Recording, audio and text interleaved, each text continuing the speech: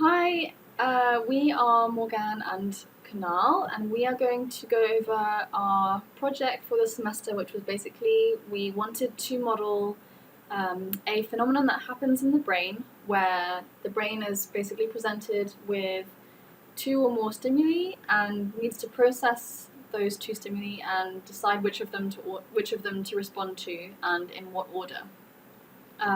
So first I'll just go over a little bit more about what exactly that means and how this happens in the brain. So the diagram shows the brain and the eye and the visual field. So what we're looking at in this project is the two eyes see a stimulus. It could be food, or it could be a person, or it could be any object, and so the light reflects off that object into the eyes, and then the image is delivered to the brain through the optic nerve, and the brain then has to decide. So for example, if the brain is being presented with two stimuli, it needs to decide which of them to respond to first. So that's what we're going to be doing in our project. So obviously in reality, the brain can do more than one thing at once, but in some cases, for example, when you're choosing between two things, you need to choose between them, and we're going to try and model how that takes place. So in order to recreate the brain's decision-making processes, we're going to use something called competitive cueing. Competitive cueing is actually relatively straightforward. It's very similar to what we've been doing throughout the semester all along, and it kind of follows some of the guidelines we have listed here on this slide. So if I could just go through this slide. Essentially, it's going to be a cue that's organized by some type of weight. So stimuli that is accepted into the model is going to be assigned a weight, and then it's going to proceed through the model, and those that have a higher weight are going to be able to pass through the model at a faster rate than those that have a lower weight. So those that are weighted less will be given some kind of seizure through the system, so they'll be held and will not be able to pass through the competitive cue as quickly as those that are weighted higher. The neural network itself, which is what we're trying to replicate here or mimic here, is a winner-take-all system. So whatever passes through the model first will win, or in our example, will be the decision. So whatever wins the system will be ultimately what the model, or what we're trying to replicate, the brain, decides upon, whether it's ice cream over peanuts, or red versus blue, left hand versus right hand, anything that you're trying to decide upon. So the goals for this project here are actually pretty straightforward. We're trying to, and they're laid out here in this slide, we're trying to mimic a neural system. We're trying to demonstrate how the weights effectively generate the response of the system. We're trying to see how, or explain how, those weights are linked to external factors. So you're going to see things like proximity, allergies, or prior experience with certain stimuli, how they factor into given weights. And then finally, we want to be able to have the model make a decision and fulfill what it's supposed to do, essentially make a decision on a given stimuli, what it's going to choose, and then from there have some kind of output. So before we press on into the model that Morgan and I created, wanted to give you a little bit of background of some of the other neural networks that are in use or have been created by researchers. The first one I came across while doing a little bit of background research on this project is the MaxNet model. I don't have a lot of dialogue here on the screen, so I'll just kind of explain it best as I understood it. Essentially, you have a model set up like this, where each node or represents stimuli. Each stimuli is given a weight, and then effectively the weights of those stimuli cancel out, so that they're competing against each other, much like our competitive cueing system, as you'll see later on. These nodes or stimuli are competing against each other, and the node or stimuli that has the highest weight will win because the nodes are effectively canceling each other out. So again, this is kind of a winner-take-all model, and it's similar to what we're trying to present, as you'll see in a little bit, but not the same, as there is no real time element in the MaxNet model. Another common model I was able to come across while doing research on this project is the Hemming net. This is a little bit more complex. There actually isn't a winner-take-all component of this model. But again, each red node represents a stimuli. And this is actually more of the model itself is using stimuli to match with existing stimuli here. It's actually based on these vectors. It's actually pretty complex. It's based on the vector angles here, and there is an associated algorithm with this model that's in our project, and you can look at that at a later point. It's hard to kind of tell from the Hemming net image here, but if we go to the next slide, it'll give you a better idea as to what the Hemming net is really trying to accomplish. So you have these various animal types, and you could see, based on size and domestication, the slope of the line is changing as additional animals are input into the system. And it's using that slope to give you a corresponding output based on the series of inputs. And you see the slope is changing dependent on those inputs. You might kind of wonder, well, okay, this is great. I mean, we can have a slope of different animals here. But how is this really being put into play in the real world? It's actually pretty neat. I'm going to kind of break out of our demonstration here. I'm going to go to a Google website. It's actually something called Google Quick Draw, and it's using this similar, or if not same exact technology, probably a much higher level, to recreate the slope or kind of provide outputs based on inputs that end users give. And I think once you see it, it'll be pretty obvious as to what it's doing. It's actually called Google Quick Draw. And basically what it does is it asks you to draw things, and the software or the program using Google servers will give you an answer as to what you're trying to draw. So if I just hit got it, I can start drawing a cup. I see square, or bread, or door, And or camouflage, sometimes it's good, or sometimes it's dishwasher. bad. I see cell phone. Oh, I know, it's cup. Figured out it was a cup. So it's kind of using that similar technology.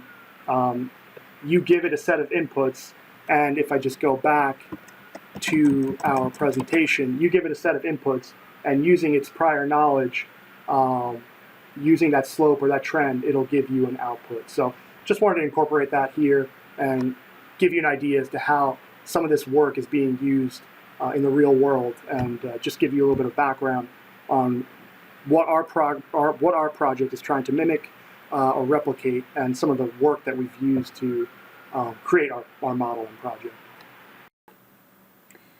Okay, so deciding on our methodology was probably the most difficult part of the project, because unlike most applications that you might use Arena for, we're not that interested in server utilization or queuing length or the average time that an entity spends in the system. So we asked ourselves, what are we really interested in? And we came up with the order in which entities exit the system, having entered simultaneously. So we decided to use the black box abstraction concept as a starting point to decide how to model this. So we have our input, which is the stimuli arriving at the same time, and we have our output, which is the order in which they exit, so their queuing order. So this comes back to the competitive queuing aspect of our project, where entities entering the system compete with each other to get to the front of the queue first, because obviously the first element is going to be acted on first. So whereas other systems that Canal just went over use a weighted system where entities that have a stronger weight pass through faster, we decided to use kind of a time punishment system where entities that are going to be disadvantaged going through the system are given time punishments, and that delays them getting through the system, so they actually get to the queuing order slower. So this table kind of explains what I mean, where it's basically a translation from the physical phenomenon that we're trying to model and how we're going to represent that in Arena. So when the person's presented with peanuts and ice cream, which is the entities we've decided on, the two entities are created simultaneously and named so that we can then identify them in the report. and then the person is allergic to peanuts, so then the peanut entity is seized for some time, whereas the ice cream entity continues along the system and it's not got this disadvantage that the peanuts then has. And then so we have a few other ones here that I won't go over because we're going to go over them in the model. Okay, so here we are in Arena, and we're going to go over the actual system and show you how we built it. So we started out with the creation of our two entities. So we have peanut entity and the ice cream entity. So like I just mentioned, so basically we have them here. The entity type is peanut, and we want one entity per arrival and one entity in total as well, because we just want to compare between peanut and ice cream. We don't need to have like several of them arriving. And the first creation is at 0, and then we have the exact same for ice cream as well. From there, both entities move into the group stimuli, which is actually just a batch module. Works as a holding pen for our two entities, so that way they can start through the system at from the same 0 point in time. Then they're separated out with the separated stimuli, which is a separate module, so that way both entities can make their way along the system. Okay, so then we go on to the sort of filtering out and the competitive queuing segment. So we start with the peanut energy decision module. So what this does is it decides, it asks the question, is the entity passing through this module a peanut? And it's two-way per condition, and if the entity type is peanut, then obviously then it's true. And as we see here, it follow it through, it says true, and then peanut is set back, and this is a process module, which basically disadvantages the peanut going through the race. So it's a delay action. So like we just said, it was going to be a time seizure. The delay type is constant, and we decided to give it a 10 out of 10. So we basically we rated each of the decisions out of 10, and obviously an allergy is pretty severe, so it's going to be 10 out of 10 delay. And that's value added so that we can see it in the report at the end as well. And then we kind of did the same thing with, so the person has a bad experience with ice cream. So maybe it was some kind of like traumatizing experience as a child or something. So then two other conditions again, so it checks if the entity is an ice cream. Okay, if true, so the ice cream's going to go this way. The ice cream gets set back. It's the same kind of thing. We decided that this is going to be a 3 out of 10 severity, and then it's value added again. So this checks if the ice cream is further away, which it is, so the ice cream is set back again. And then finally we added this module just to kind of as a control decision module, I guess. The person really loves chocolate in this case, and so it's going to check if the entity is chocolate, and if yes, then the chocolate's going to be sped up, and it basically gets a value of -1. And then so basically, they finally end up with the dispose module. Yeah, and the dispose module essentially represents our choice or our action. As we'll see in some of the results in just a moment, ultimately I believe ice cream is chosen, and that's determined based on time through the model here. Okay, so now we're just going to take you through Arena itself, run through the model at least once you can see that it works, and we'll do that now. And of course we'll get an error. Not sure what that is, but okay, we got the model running. You have both entities run through. Take a look at the results. Actually, no, we'll just go to the PowerPoint, which has the results. And here you have ice cream and peanut side by side.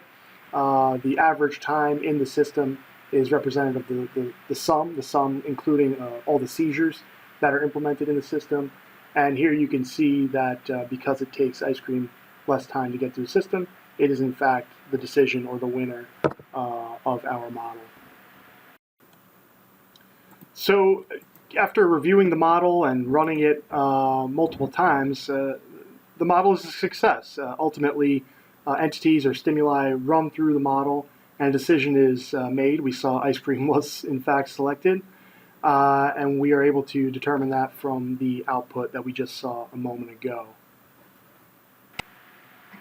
So, like all experiments, ours definitely had its limitations. So, the first one was the choice of software. So, I don't think we could say that Arena was really the optimal program to be using for this instance of a model. So, we didn't really use the best features about Arena. For example, its ability to model and keep track of the length of the queue, or the average time spent in the system, or server utilization, things like that. Were not relevant to our model, so we missed out on things like that. And also, it would have been better to have a software that allowed us to use the weighting system rather than a time punishment kind of system. Next, that when we were building the processes, we realized that there was no delay module available to us, and that's something that is, I believe, available in the full version we didn't have access to in the free student version. And that basically, it doesn't mean that our system it still does the same thing, but it would have been, the code behind the images would have been more concise, because it's a module that does one thing rather than a module that you have to set the parameters to for it to do what you want. Our model was really specific to peanuts ice cream, obviously. The only other thing you could probably pass through there was chocolate. So that's a limitation, because you can't apply it to more than one thing. So it's not really useful in that many situations.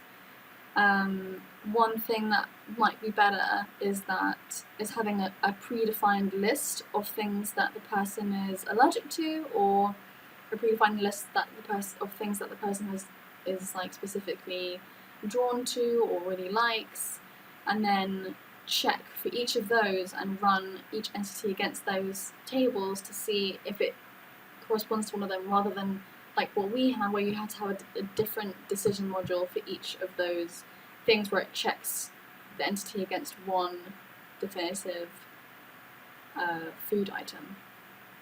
So that's just another idea. So a lot of our future direction on how this project might be taken stems from what Morgan just really laid out in limitations.